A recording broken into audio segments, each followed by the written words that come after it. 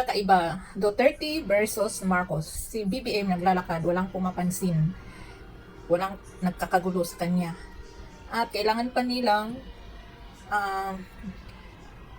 kaway-kawayan ang mga tao para mapansin sila.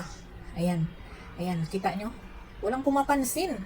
Ayan, ganyan sila kasikat. Oh, Marcos yan guys.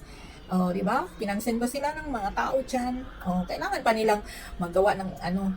Pero si BP Sara, kahit hindi pa siya nakita ng mga tao, narinig lang yung pangalan niya na dumating, nagkakagulo na, nandito si BP Sara. Oh, kita nyo, pinagkaguluhan talaga.